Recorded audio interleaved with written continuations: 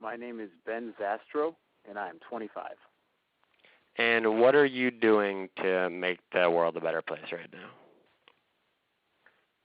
Right now, I am using my authentic expression of hip-hop, writing raps and creating beats, and going into schools, after-school clubs, neighborhood outreaches, various groups like that, and working with youth, both teaching them the musical skills, the production skills, but also pairing that with a knowledge and understanding of, I guess, some universal truths and fruitful living, and especially being able to discern what in the entertainment realm is entertainment and not necessarily truth, and what is truth and something that is, worth living by and worth, I guess, paying attention to.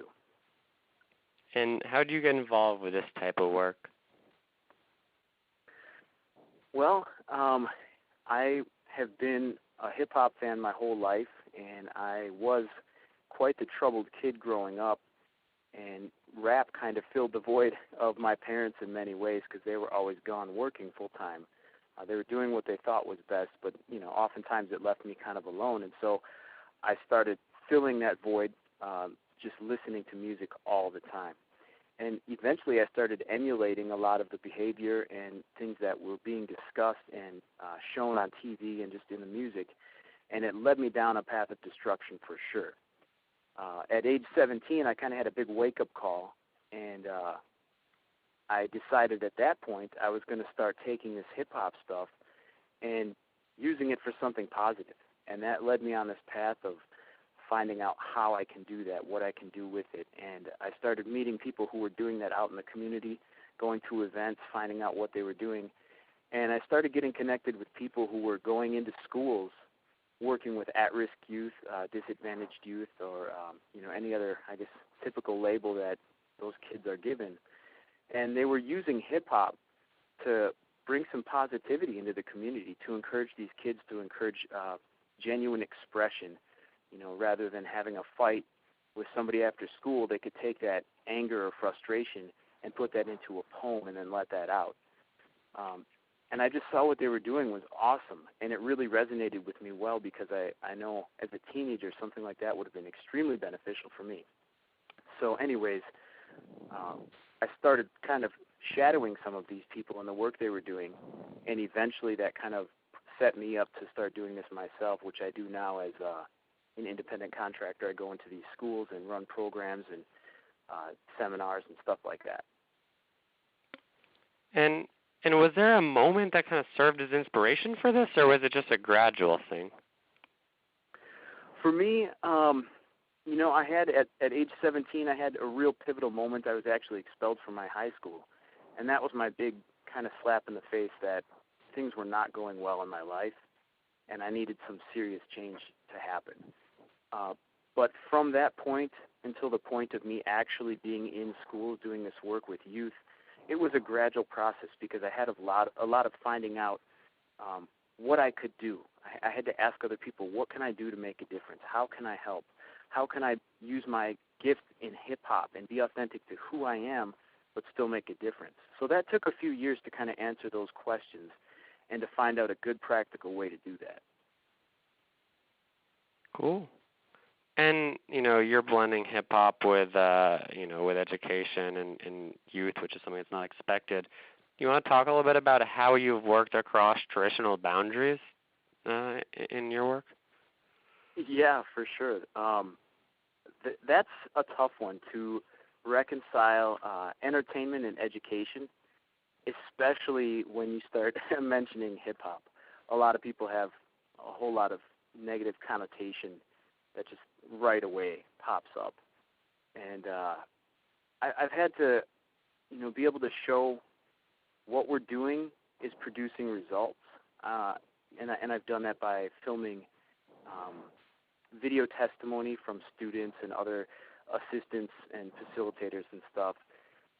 But so that provides the solid evidence that what we're doing is working, and that really helps me get across some of those boundaries. But I really have to be creative. I have to have something when I come in. My lesson plans have to be relevant to these kids and use the language they speak with the music and the entertainment that they understand, but still have good, solid core principles that I can prove to administration or whoever is hiring me that this is a worthy thing. It's a worthy cause, a worthy after-school club or class, or however I'm bringing this in that specific instance. So that's been hard because, like I said, hip-hop is usually viewed as just negative, and a lot of people want nothing to do with it. So getting across that education and entertainment boundary has been probably one of the biggest things that I've had to overcome. And what are some of the biggest challenges you see facing young people today? I would say there's a lot of them, almost too many to count. Yes. We've got, as you know, we just had the elections, and there's tension politically, not just in this nation, but around the world. And it seems that this next generation that's coming up, the youth here, they're going to have to find out how to overcome that. They're going to have to find out how to dialogue with people they don't either agree with or they don't understand, and they have to cross those boundaries much better than previous generations have, because right now we're kind of at this big schism in between political parties and people's interests and so on and so forth. Beyond that, they have to adapt. Now more than ever, technology is a part of people's lives, and who knows what kind of benefits as well as potential problems technology is going to give this next generation. So that is a challenge for them, is learning how to use technology to their benefit rather than their detriment. And so far, I think they're going to be set up pretty well for that, but you never know. And I guess lastly, I'll kind of tack on to that technology thing, is media.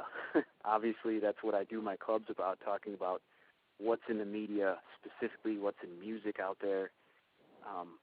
There's just a lot of garbage, and they have to be able to sort through that and understand what is entertainment and not necessarily truth, and what is truth. Because when these people mix fantasy and reality, you have all kinds of stuff start happening. Most of it's bad.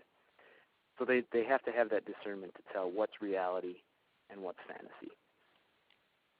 And following up, which is the last question, what advice do you have for a young person who wants to get more involved in the community or youth mobilization or the political process? What would you tell them? Well, probably three things kind of going together as one. Have humility enough, I guess, to admit that you don't have all the answers. You might be young, yes, you're youth, and it might be intimidating.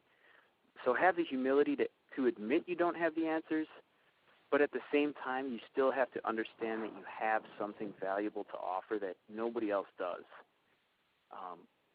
If everybody were to just say, I don't have the answer, and never act on it, we wouldn't get anywhere. But at the same time, if everybody said, I have the answer, you have to listen to me, we would never have dialogue. So there has to be that humility where you say, I don't have the answer, but I'm willing to work on it. I'm willing to find the solution.